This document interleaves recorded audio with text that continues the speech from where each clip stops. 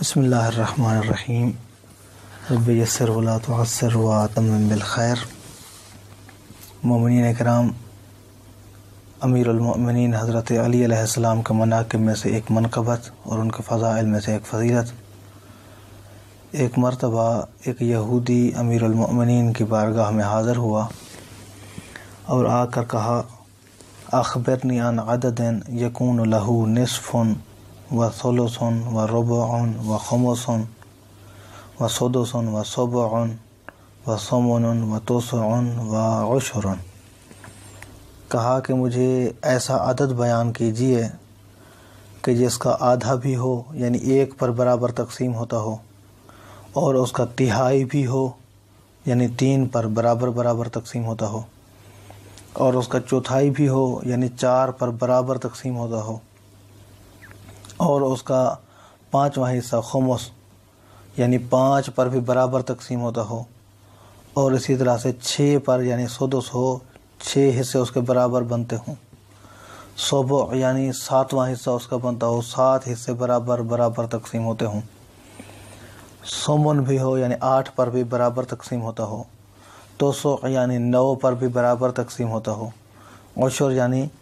10 حصے بھی اس کے برابر ہوتے ہوں۔ یہ سوال پوچھا یہودی نے امیر المؤمنین حضرت علی علیہ السلام سے، اور اس کی شرط یہ تھی وَلَمْ يَكُنْ فِيهِ قَصْرٌ، کہ اس کے اندر قصر نہیں ہونا چاہیے، جواب اشاریہ کے اندر نہیں ہونا چاہیے، قصر کے اندر جواب نہیں ہونا چاہیے، برابر ہونا چاہیے۔ فقال له علی علیہ السلام، تو حضرت علی علیہ السلام نے اسے جواب دیا، ان اخبرتک تسلم، فرمایا کہ اگر میں تمہیں اس عدد کا جواب دے دوں، اس سوال کا جواب دے دوں، اس ریاضی کی پہیلی کو بوجھ لوں، تو کیا تو اسلام قبول کر لے گا؟ قال نعم، اس نے کہا ضرور، اگر ایسا عدد آپ مجھے بیان کر دیتے ہیں تو میں ضرور اسلام قبول کروں گا۔ تو امیر المؤمنین نے عدد نہیں بیان کیا بلکہ ایک فارمولہ اور قاعدہ کلیہ اور اس کے ذہنیت کے مطابق ایک جواب دیا۔ فرماتے ہیں فقال اضرب ایام اسبوعک فی ایام سنتک، فرمایا کہ اپنے ہفتے کے دنوں کو سال کے دنوں کے ساتھ ضرب دو، جو جواب آئے گا وہ وہی تمہارے سوال کا جواب ہوگا، یعنی اس کا نصف بھی ہوگا، ثلث، ربع، خمس، سدس، سبع، ثمن، تسع اور عشر،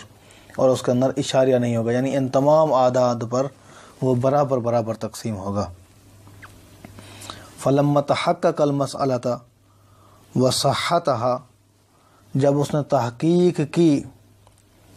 اور اس مسئلے کی صحت کو دیکھا کہ صحیح ہے یا صحیح نہیں ہے، ولم یکن فیہ قصر، اور دیکھا کہ اس کے اندر واقعاً اشاریہ نہیں تھا، اس کے اندر قصر نہیں تھی اس جواب کے اندر، اسلم، تو اس نے اسلام کو قبول کر لیا۔ اچھا، عدد کون سا ہوتا ہے؟ اگر آپ سال کے دنوں کو ہفتے کے دنوں کے ساتھ ضرب دیں تو یعنی 7 ضرب 360، 360 کو 7 کے ساتھ ضرب دیں، 360 سال کے دن ہو گئے، 7 ہفتے کے دن ہو گئے، اگر اس کو ضرب دیں تو جواب جو آتا ہے 2520، یعنی 2520، 2520 یہ ہے جواب۔ اب اس جواب کا پریکٹیکل دیکھ لیں کہ 2520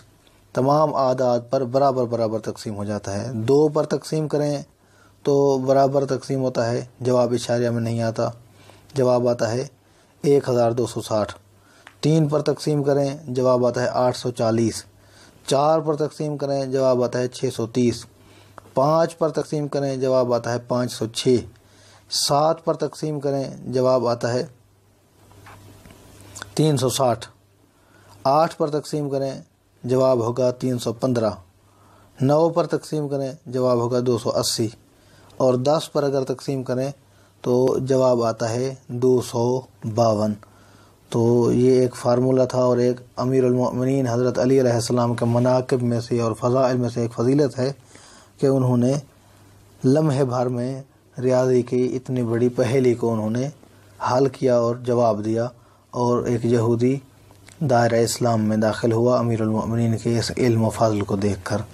دعا ہے کہ اللہ کی ذات ہمیں سیرت محمد و آل محمد علیہم السلام